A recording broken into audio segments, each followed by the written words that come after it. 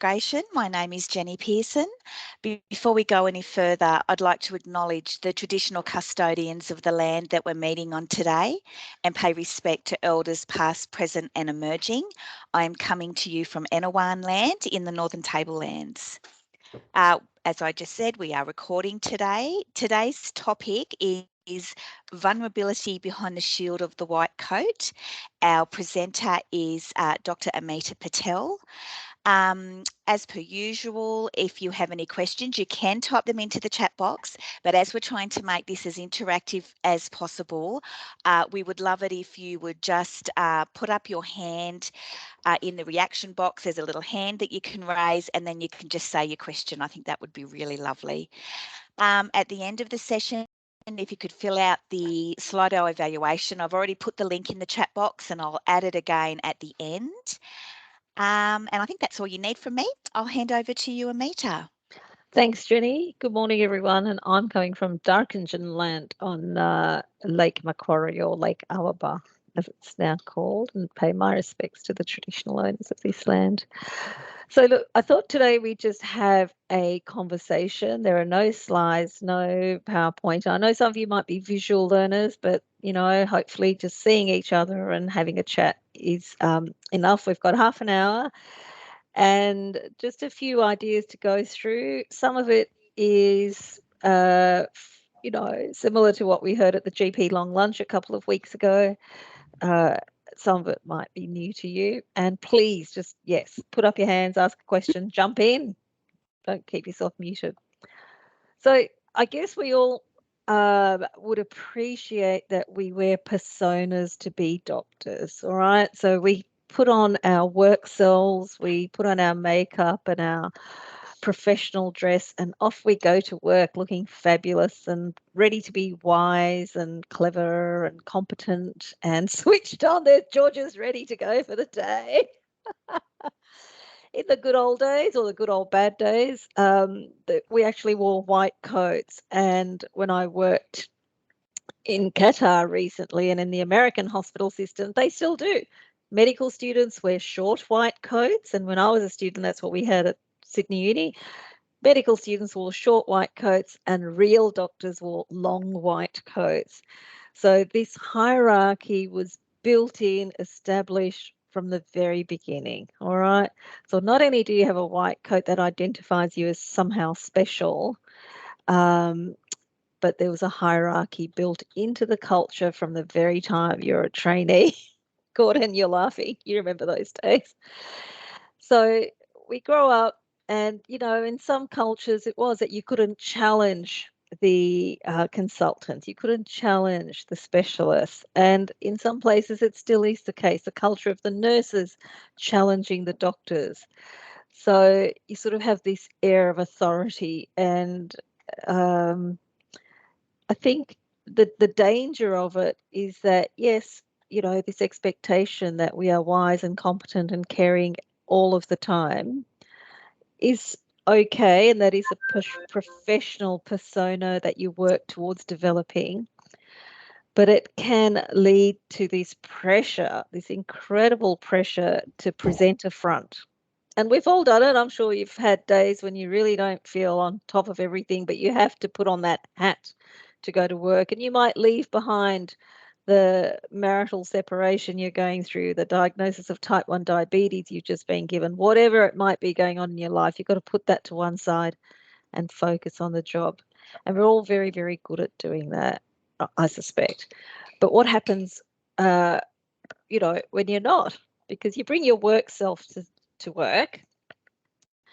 You have a social self that you might share with friends or with family, and you may share that at work, which is a lovely idea as well. And then within that third circle is your personal self, which is often where you, keep your deepest, darkest secrets. So John had presented a lovely analogy of New Guinea tribesmen. John, do you want to just share that?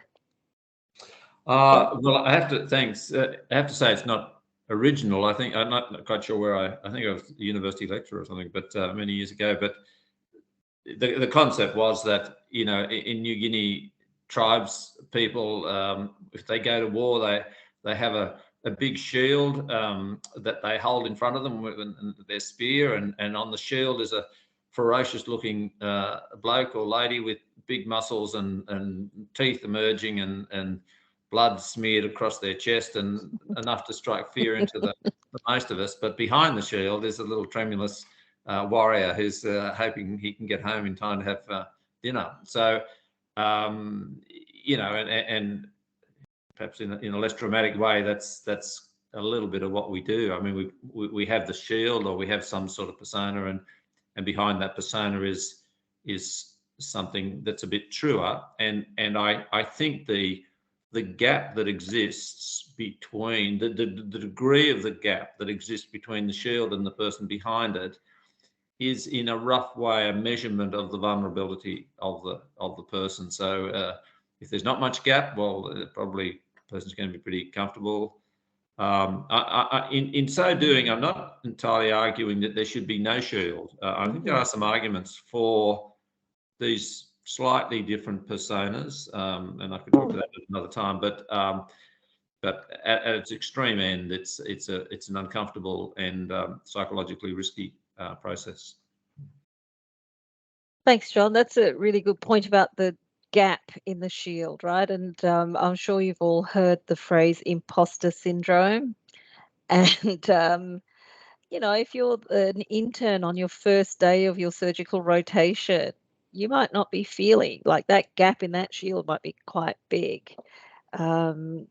Your first day as a new staff specialist, those career transitions are incredibly scary and challenging, and that's when you bring that persona to play. And yes, it's a functional thing to some extent. You do put on this persona, but if that gap gets very big and that little person inside is extremely vulnerable, you can end up with some pretty disastrous situations. And that's why we end up with doctors suiciding, with doctors leaving the profession, with severe mental health distress and problems with substance use. We know all those things affect doctors actually more than the general public, which is ironic given that we're in the health profession and we're supposed to be, looking after people's health. We're not very good at looking after our own health. So that pressure to perform is huge, and it starts young. And of course, you're smart to have even got into medical school. You've worked really hard to just get there in the first place. You're in this incredibly competitive career where everybody's studying really hard. Everyone's super duper 1% at the very top of the pyramid. And if you buy into it and then you start your training, you buy into this idea that, I've got to finish my training. I can't take time off. Otherwise, I'll never get on the training program, etc. And I don't know if some of you follow the CCIM group on Facebook, Creative Careers in Medicine. Yeah, Chris, you do. One of the commonest questions on that is, I want to take a year off. I'm burnt out. I want to take some time off, but I'm scared that I won't get into my training specialty if I take time off. And it's like, wow, that fear is really real, that people think if you step out, it's going to be the end of everything. But Amita, I was going to say that is one thing I've noticed in the last 12 to 24 months on that Facebook group is the number of posts about being burnt out, not enjoying medicine, looking for career changes. It's been remarkable how much that's changed. Yeah.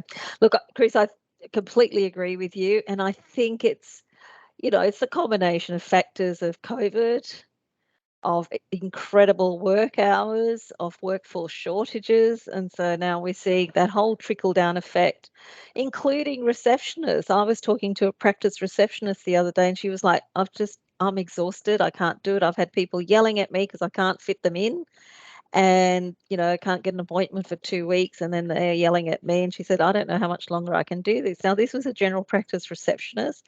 So our whole teams are getting completely burnt out, which is really unfortunate.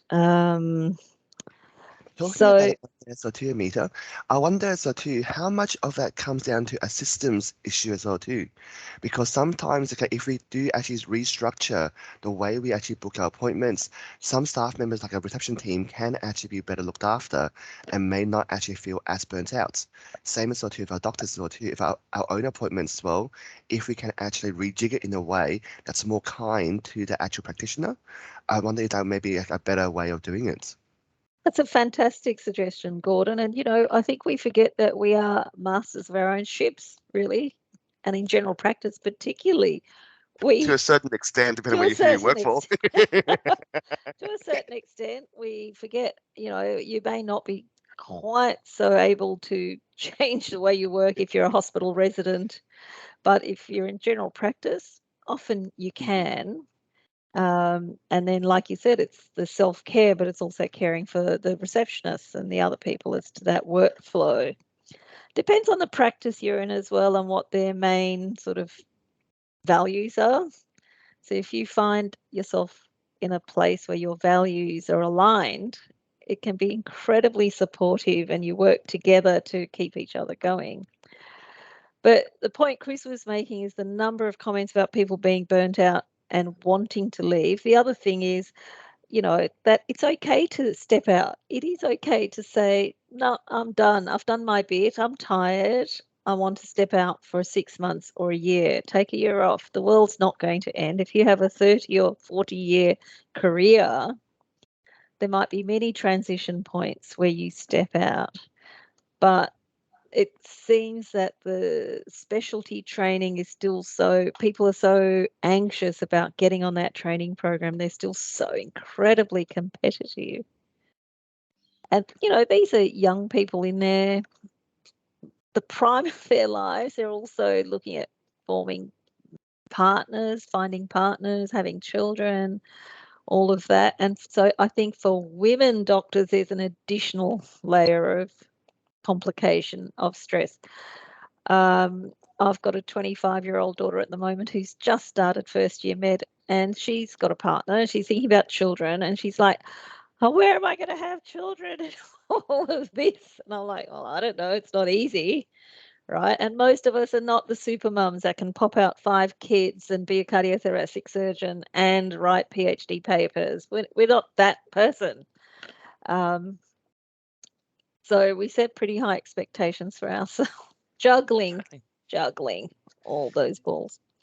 Mita, I had a great discussion with a leadership coach a few months ago just around this idea of career trajectory and this idea that you have to keep going up with your career. And this the coach was talking about this idea that it's okay just to go sideways for a bit or even to go backwards for a bit. And actually, you're a lot better off if you do that rather than constantly trying to go up the scale. So I thought it was a really good, insightful thing to give you permission to say, it's okay to take a time out or even to go backwards and do something else for a while, until you. Exactly. Yep. So. And then you can regroup and come back to it, refresh it. If you change altogether, fine, And really what interests me is on that group, people who are wanting to leave clinical practice think going into public health is the way out. Right? So it's a non-clinical role that they're seeking. They're burnt out with that interaction with people where you're being giving. So I think this is the issue. And I think the permission. Sorry, go on, Gordon. Apologies, sorry. I was wondering so too, okay, talking about changing careers in medicine as well too, I wonder if that's also more difficult for us because we have invested so much time into getting to our specialty area that we don't really have any other parallel streams there that we can translate our skills into directly and get the recognition for that role that we have. So I wonder if that's also another big factor that actually causes a lot more extra stress for us as well too, as doctors. Yeah, no, it's been a long, hard road getting to where you've got to. So giving it up is hard. And that's the other thing for people at the end of the careers, like at retirement, you feel this obligation to serve the community, to use your skills that you've built up over 30 years. How do you give yourself permission to leave a profession knowing that there's such a workforce shortage, knowing that communities are desperately short? But it's that permission giving. I actually think, and that's where the role of seniors is really important, and the role of mentors. Like if older people, more experienced doctors say to the juniors, it's fine, take a year off, take 2 years off. It's okay, life is long. And it won't mean the end of your career. If it means that you don't burn out right now and end up unable to do clinical medicine for the next few years, or you leave the profession altogether, that's a much bigger risk. The other thing I think about that vulnerability is the assumption that we will never make a mistake. So we will all make mistakes, 100% human to make errors. And sometimes our errors are catastrophic in the sense that they cause harm to someone else. They can kill a person. We can make some pretty serious mistakes. And we often carry them with us and never tell anybody because of the shame and the fear and guilt and all those really strong emotions that come with that. And the other culture change for me around that is, are you able to talk about mistakes, and not just near misses? Near misses are easier to talk about because it's an event that didn't actually lead to harming a patient, right? And hopefully everybody here is very comfortable talking about near misses, because in those cases, the patient didn't get harmed. You put in place systems changes to make sure it didn't happen. But we also have those deep, dark sort of events where, yes, maybe someone did get injured. Maybe you made a genuine mistake. And then if you do your risk factor analysis or your fishbone analysis or your Swiss cheese analysis, you'll find all the different factors that led to the mistake.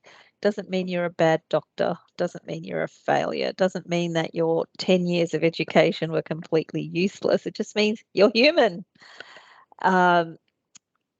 And so the calls we get at Doctors Health Advisory, John, there's sometimes people who've got complaints with the medical council, which are not going to go anywhere, but internally people are devastated. And it's where your personal self, which has come to see itself as the work self, right? You're so fused with your identity as a doctor that if something goes wrong in that work self, the whole rest of you is destroyed, really. Very tragically, just recently, there's a suicide of a very senior and very well-respected obstetrician in Canberra. And it was there's probably lots of things going on. Who knows the real story? But some critical incidents had happened and a baby had died or something. And to me, it's an absolute tragedy that that's the case. But if I think of the person and the persona, he's probably 50 odd, 55, had a fabulous career, set up sort of maternity services in Indonesia, did all sorts of amazing things, very loved, very respected by everybody at the hospital. And if someone like that feels they can't go on because of a mistake, that's pretty bad, tragic. And then to see the fallout on the juniors, on the students who are probably thinking, gosh, if someone like that is so vulnerable, what about little old me, So the ripple effects of something like that are pretty tragic. So for me, it's about having those conversations and about thinking about where you can have those conversations and with whom you can have those conversations. So hopefully everybody has got peers. And it's not necessarily that your partner is going to be enough. If you're not with a medical person, which I'm not, they actually don't really get it. My husband's an IT guy. He doesn't really get it, right? Might get a bit of sympathy from him. But, the worst that's going to happen in his days, the computer's going to go down and everyone's going to be upset with him. But really, so finding a group of people or a person even that you can talk to, whether it's in your practice, whether it's in another practice, in another country, in another state, it doesn't matter. The other options are a Belint group. So we're about to set up a Belint group. Now, I don't know if anyone is familiar with how they run, but basically it's a small group of 10 or 12 people, GPs in this case. Dr. George Miller and myself are about to set it up.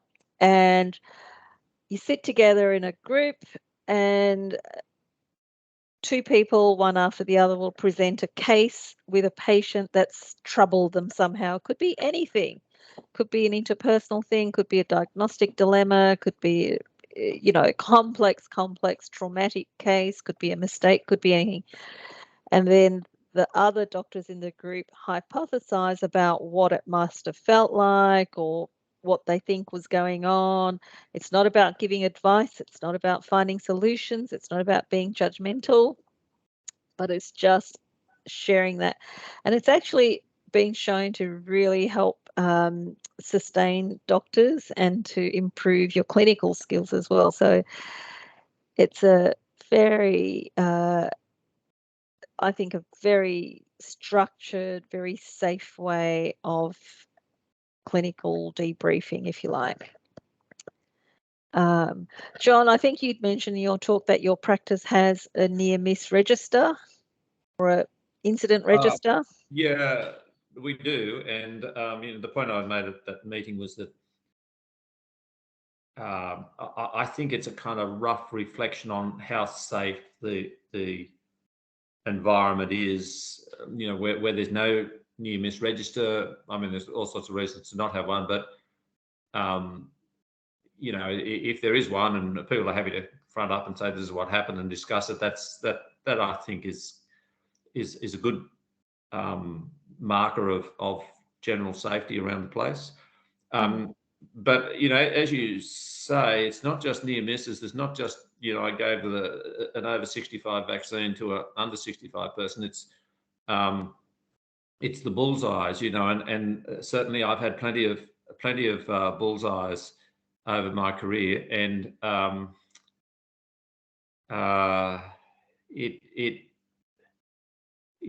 they don't leave you with any warm glow, and for good reasons. I mean, these are not just for any of us. There will be instances where you look back and think, well, if somebody else looked at this, they'd think you're an idiot, and probably on that day you were an idiot. So I think that conversations like this at least open the door to each of us to that this is a real thing, and if you do talk to other people, sensible people, they get it. That other doctors will get it. That this is it can go end up, and you can feel really crappy, and it's doesn't mean you're a bad person or you're a bad doctor. You just had a shocking day, and it's helpful to have people around you who can kind of back you. And so I think there's lots of different solutions and lots of different as a group, because we're sort of a selected group who probably go through school and uni getting lots of awards, and if we don't hit university or hospitals having had the experience of being told we're hopeless idiots as much as the rest of as much as we probably should have, and then when we suddenly think we are a bit of an idiot, it's a bit of a scalding experience, But anyway, maybe we should have a bullseye meetings rather than just near misses. Absolutely, and it speaks to the culture of the profession, the culture of the practice that you're in. So yes, maybe a bullseye meeting. But I do wonder how many of us as seniors talk to medical students or registrars about when we've made a mistake that was a bullseye, to say it will happen to you. 100% human to make errors, and all our safety systems should be about minimizing the risk of errors, and about minimizing harm to the patient, the harm reaching the patient, because there will be days when we're tired or distracted or whatever, and you make that instant little miscalculation and make a mistake, or all those little holes line up. So it's about finding those safety systems. And John's absolutely right. We've never failed in our lives. We're super. Like, who's failed? You've been top of the class, top of med school, whatever. It's pretty tough. So the medical defence organisations certainly have lots of resources on how to manage when you have adverse events or critical incidents with patients. You know, it is about open disclosure. So saying sorry and acknowledging it to the patient. Don't try and cover it up. And fessing up, I made a mistake. It's actually therapeutic in many ways, but saying sorry, and there's all sorts of teaching around that. And all the issues around, is it going to become a formal complaint with APRA or the medical board? Am I going to, you know, end up all over the local papers, the reputational risks? And if you live in a small town, it's relational risks. You know, was this the local copper's kid that you've just managed to give the wrong dose of immunisation to? Or those added social pressures, particularly if we're doctors in smaller communities, can make it tricky to keep going. But if you want to do some more reading around vulnerability and bringing, you know, managing that, Alain de Botton, a British philosopher, has got a great couple of videos on YouTube, written a really good book called The School of Life. And there's Brené Brown, who's an American psychologist who's also done lots of work in the field of vulnerability. So there's some good reads. Lovely. Gordon, you're flashing love hearts. What is that?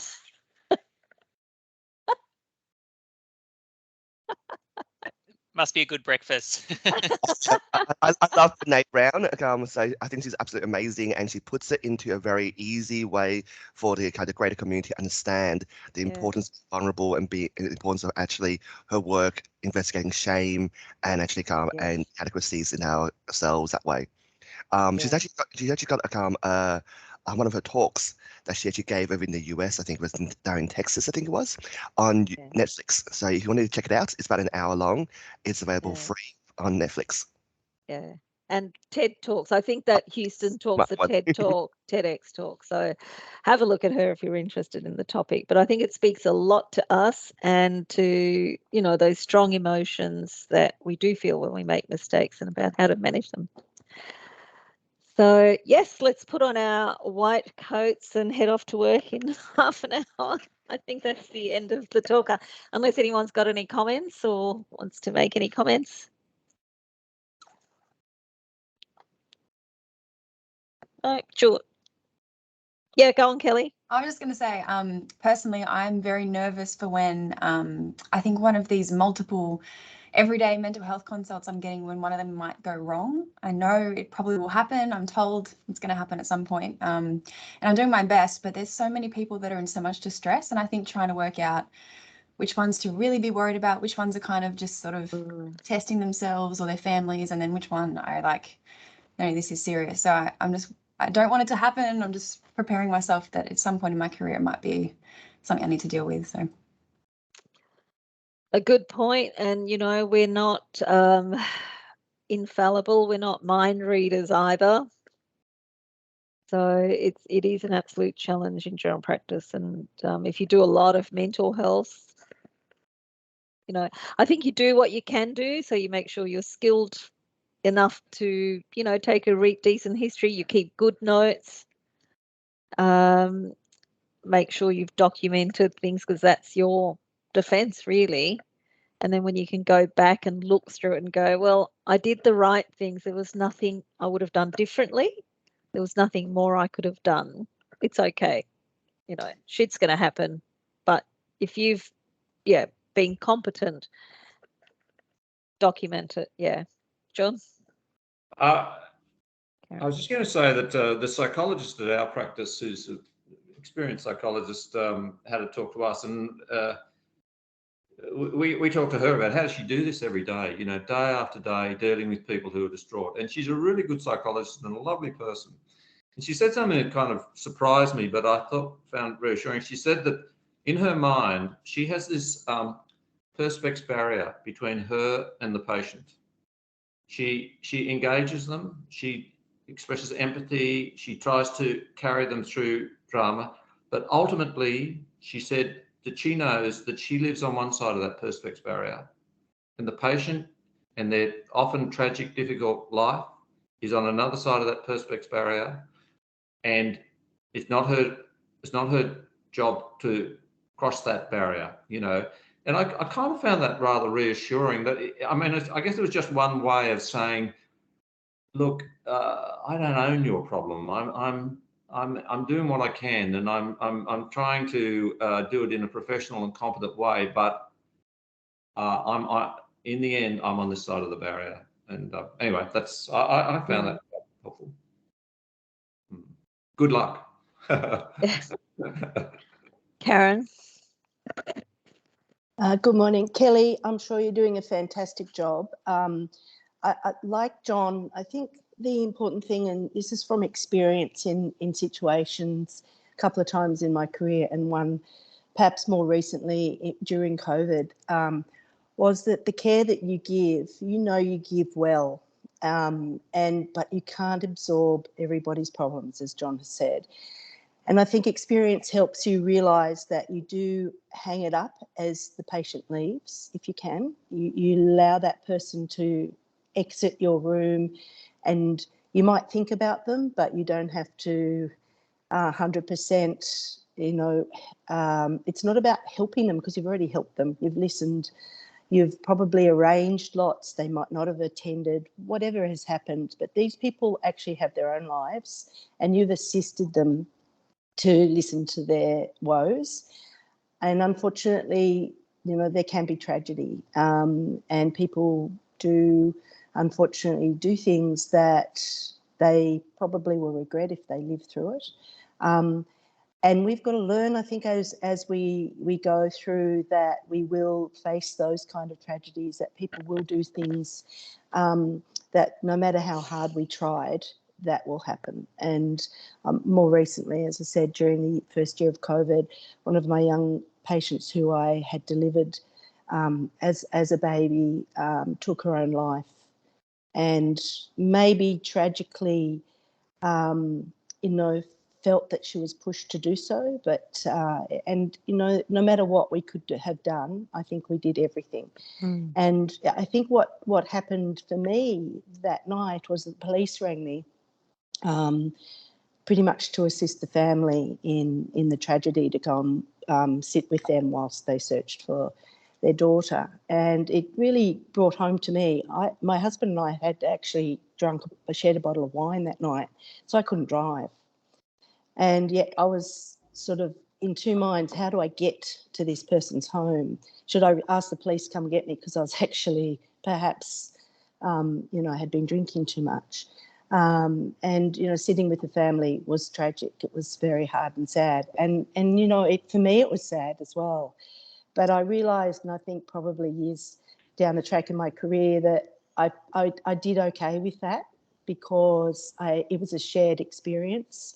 I actually had others around me to help me, but it was actually their experience, and the community's, support and things for them, and probably for me, helped. But, these things happen, and no matter how hard we work with them, you're doing a great job in your room with them, and it's often a very lonely place doing that. And we take a lot of time trying to actually sort these people out.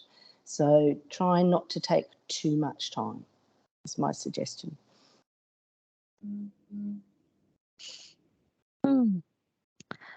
Chris, did you have a comment? Yeah, I was just going to back up that excellent advice from John and Karen, and just I think as well from a registrar point of view, I remember when I was a registrar, it's trying to figure out where your scope lies and how much you need to do, and is it reasonable to call a patient after hours, or follow them up the next day by phone to see how they are.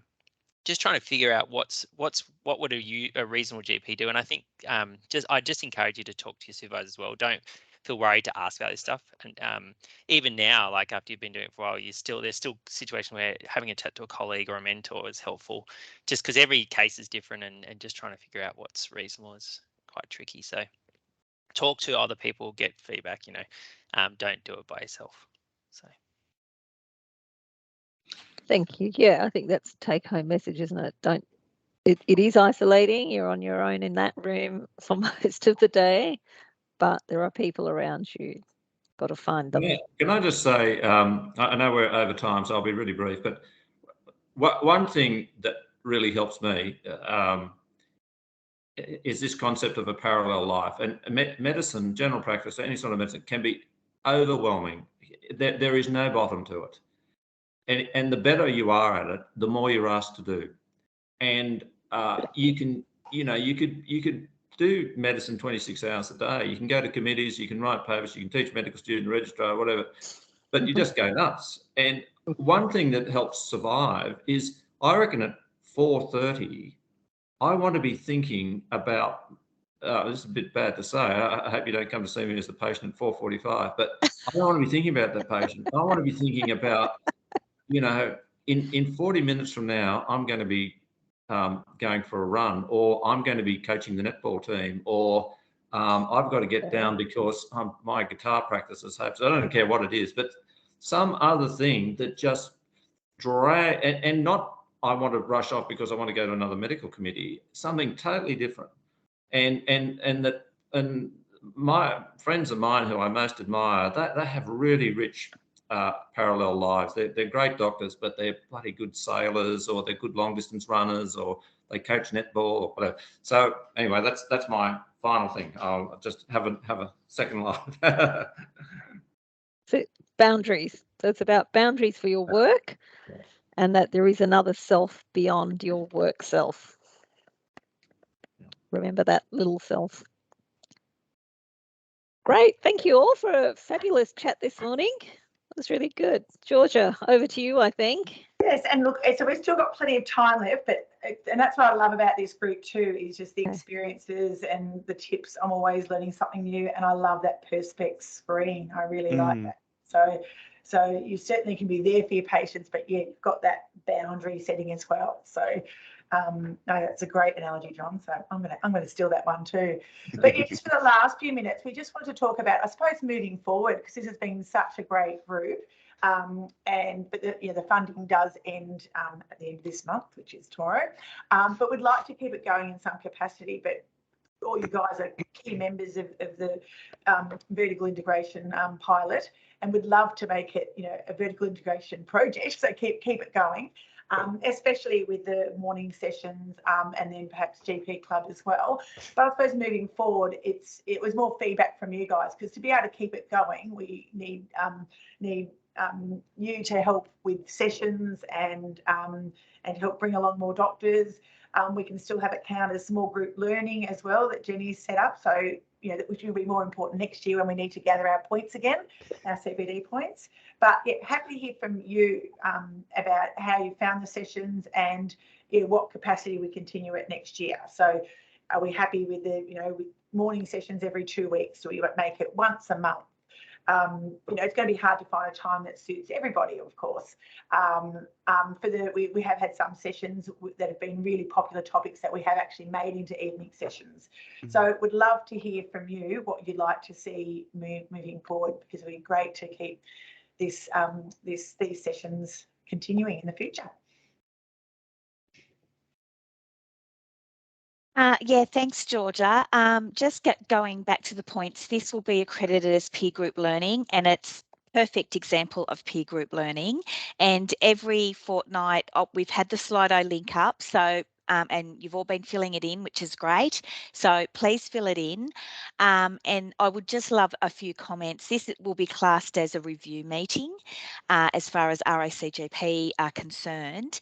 So in the review meeting, it's exactly what Georgia has said. We would just love some feedback on what you've thought, the times, topics, anything that we could have done better. And every fortnight we've been asking you, if you feel that your learning outcomes have been met. There's been usually 1 or 2 learning outcomes for every session, which has been fantastic. So I will be able to upload points for you, which I will do over the next few weeks.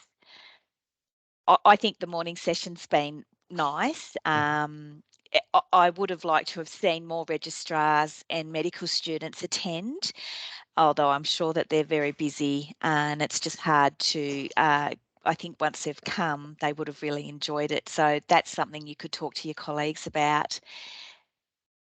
Is there anything else that we needed to talk about? Georgia, did you want to have feedback on that now, or I'd love to hear some suggestions now. That would be great. And we've loved the contributions so far as well, especially from the registrars. And again, that would be more feedback. So when we have the sessions and how we allocate, so does a practice take on a session, to spread around the coast? It'd be great to have registrars. It'd be great to have a team from one practice that might put on a little smorgasbord. It doesn't have to be, PowerPoints with all little flashes and stars. It can be just case discussions. Would love to hear a bit of feedback from that as well. Yeah. I personally love having my morning meetings because I find that I get caught up in the afternoon and often trying to get things sorted before the next day. I often do run behind schedule as well.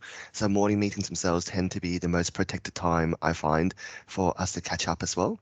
And I've been really enjoying having the vast array of experience all through the coast, and I've been really enjoying that ability to actually share ideas and share thoughts about how we approach things and learn from each other, which I think is the best part. And I too want to echo as well too. I really enjoyed Kelly's presentation as well as other registrars who did their presentation last week as well too, or last time, and I had great fun learning from everyone. So yeah, thank you. That's great. Yeah, I think it's been a great initiative. The time suits me, but I know that some of the doctors at my practice who have young children have said that 7:30 to 8:30 they're trying to get 3 kids into the car and all that sort of stuff. So I don't know what the answer to that is.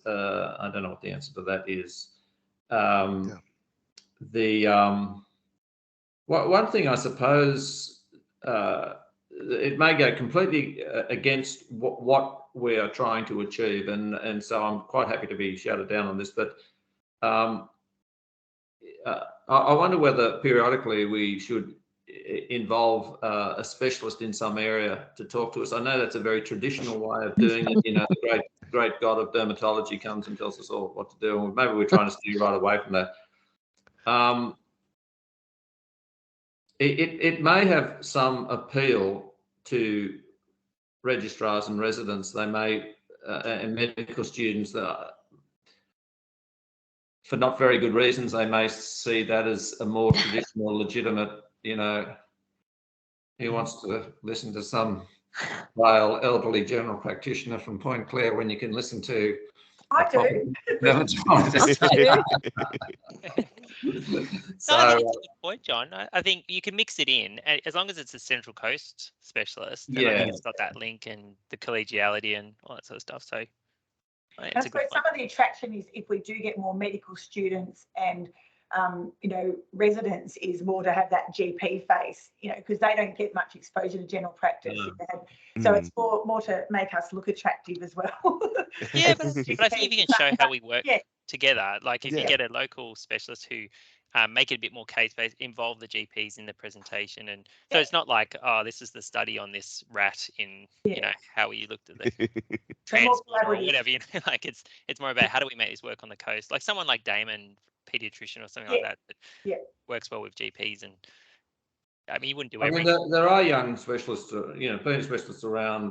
We all know James Panada and all these people. They're very reasonable people, and they'd get the message pretty quickly.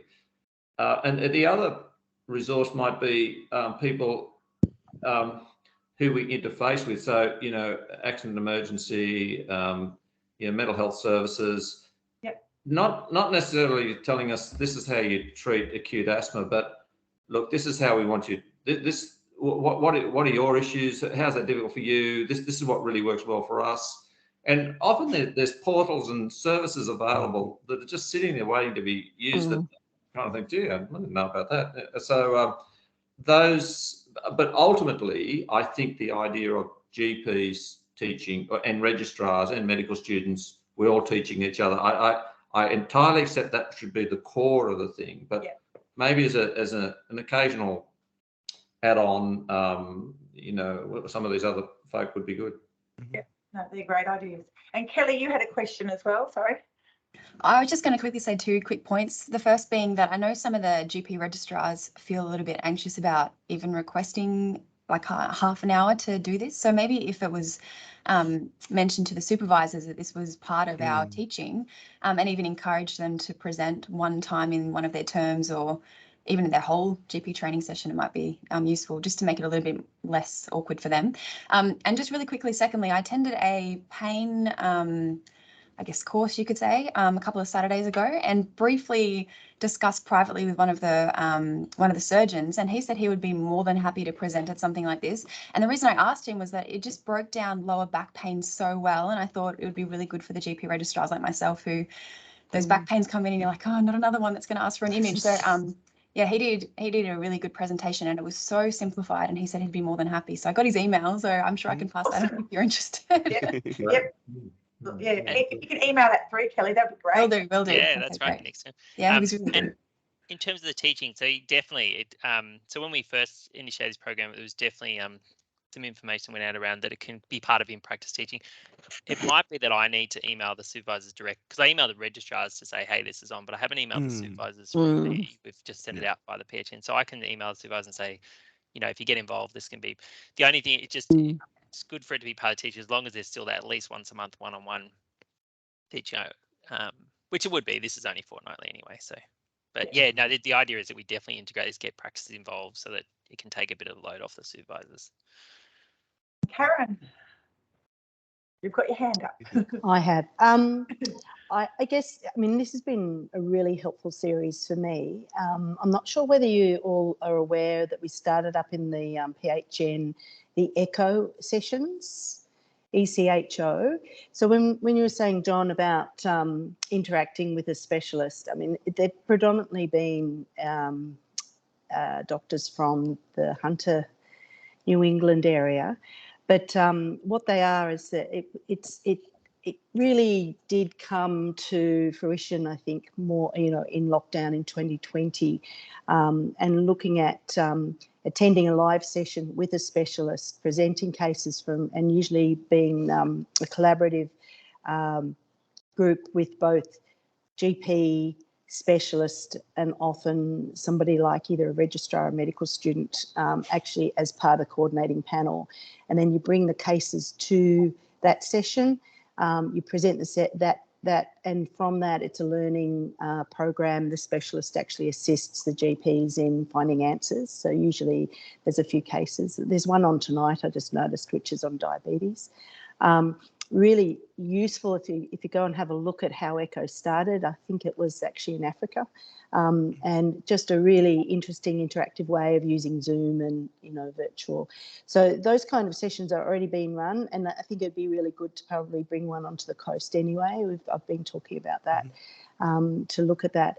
So, I agree. I think having a specialist present can be very useful, but I think we really must keep it very GP focused. And Chris, I think that's one thing about the GP supervisors. I think there's a lot of supervisors don't even know this is on, Georgia. And I think that's a way of encouraging your registrar. And I'd just like to ask those of our group who are on today, such as Lauren, to maybe show her face if she's able to, and just maybe give us a little bit of feedback on how she's found it. And Jeremy, if sometimes they're already busy at work, but that kind of feedback would be really helpful. You there, Lauren?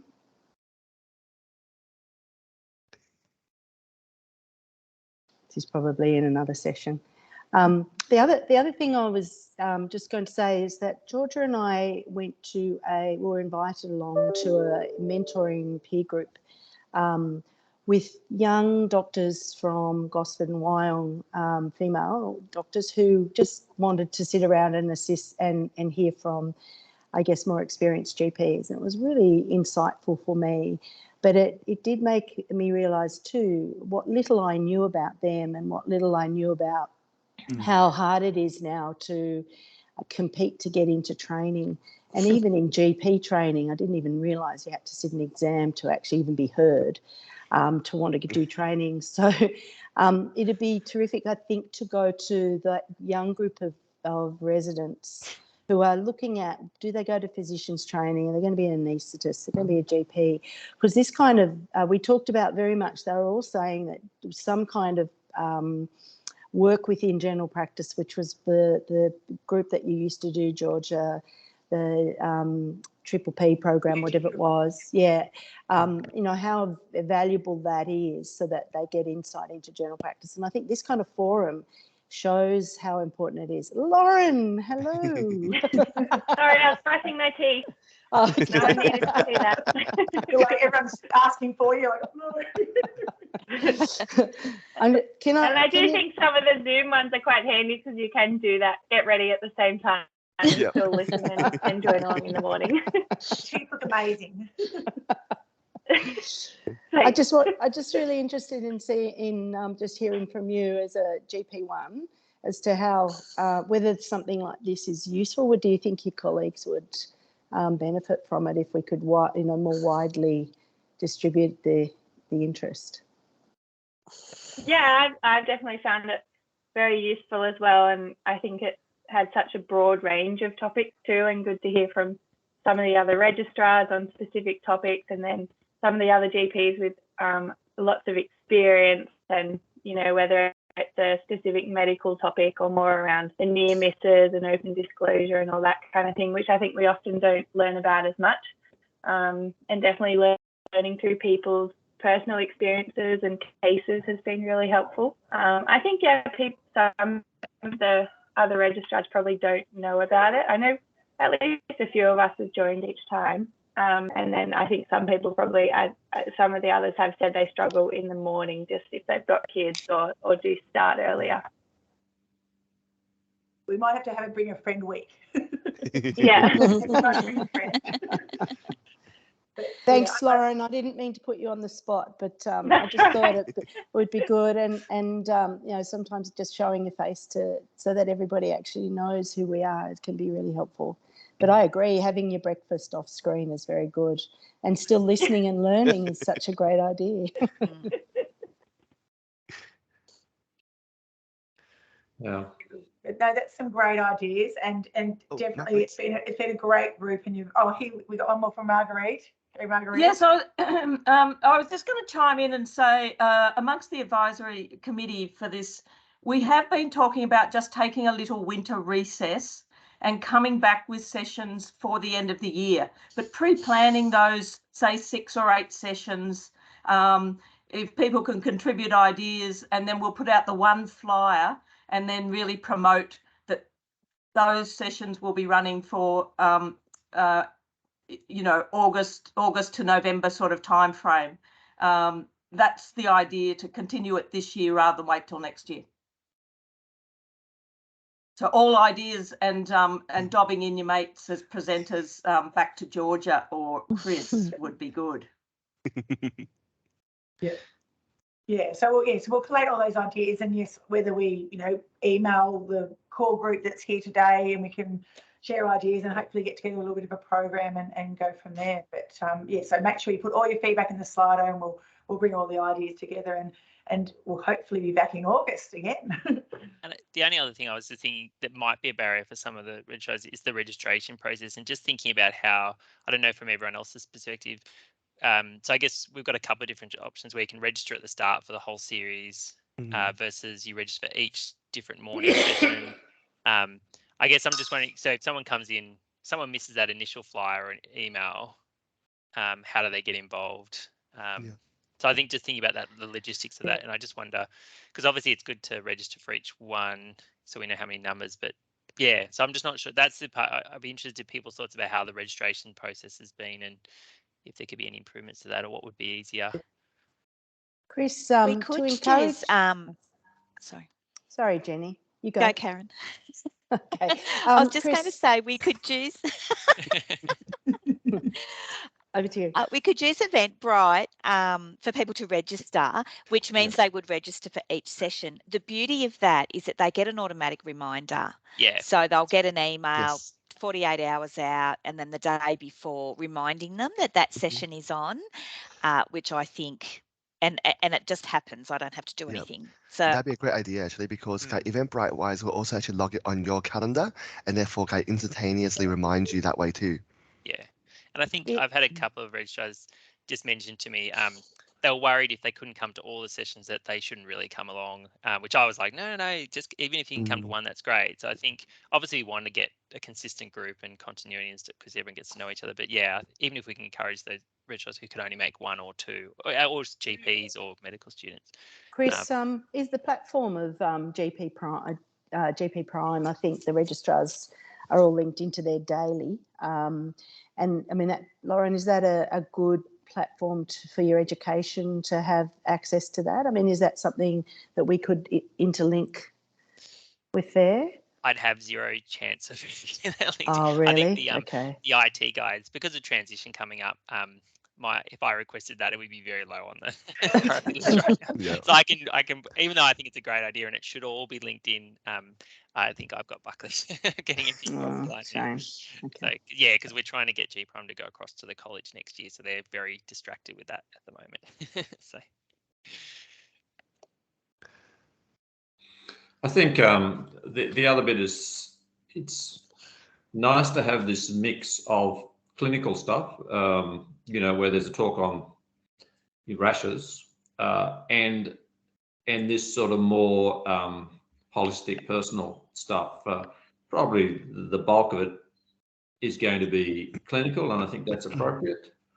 But to have these sort of sessions where, they're a bit more around mutual support and addressing some of the stresses of the job, I think that's a nice combo. I don't think all of one or all of the other would be the way to go. And I think I know when I gave talks to medical students at the hospital, I sometimes felt some of the talks about the stresses or self-care and all that. I think I was giving the talk at the wrong stage of their career. I just don't think they've been scared enough. They need to, about 8 months into general practice, that's they kind of get it then. So that's the time.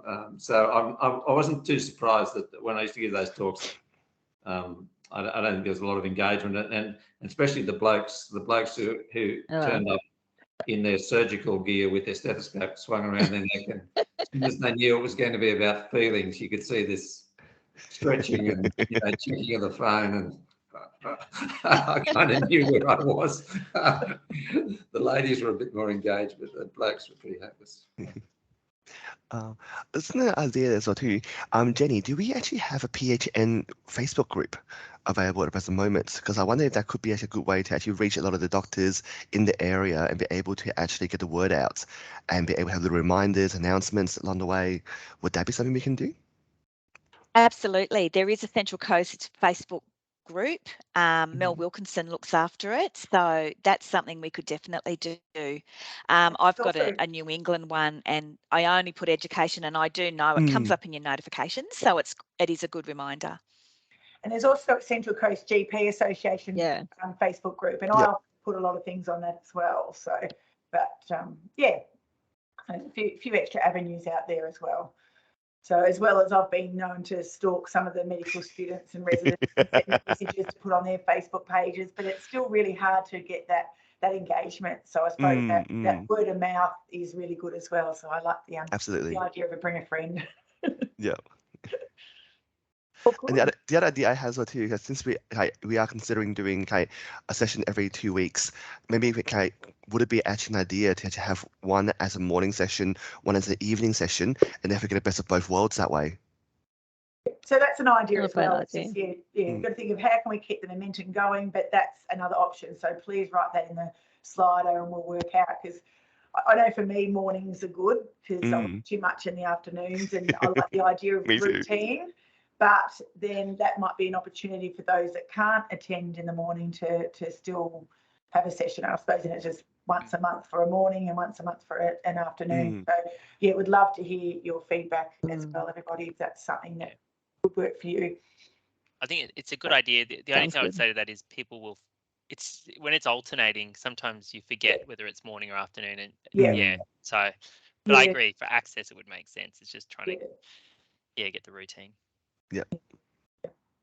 Awesome. And before we go, I'd just like to say a big thank you and farewell to Marguerite as well. Yes. Yeah, this project wouldn't have been Yay. without Marguerite helping us along. So yes, it's been great having you help coordinate these sessions and part of the GP advisory group team. And we wish you all the best with your future ventures, and make sure you keep in touch. Oh, you're on mute, Marguerite. Thank you, everyone. I think this has been a great initiative, and I think also the wellbeing initiatives that we've been focused on are really important to keep going. So well done to all of you, and I'll keep in touch to make sure that things are ticking along, even though I'm off helping other people in the health area. Thank you. Thank you, Marguerite. Thanks, everybody. I will actually just send the link out to everybody that had registered to that page where we've got all of the presentations stored, and we'll make sure that this one goes up there as well. And thank you, everyone, for coming. We've had a very regular group that have come to nearly all of the sessions, and it's just been lovely. All right, well, we'll catch you all next time. Thank Thanks you. very much. Thanks Thank a you. lot. Everybody. Cheers, bye. Bye, everyone.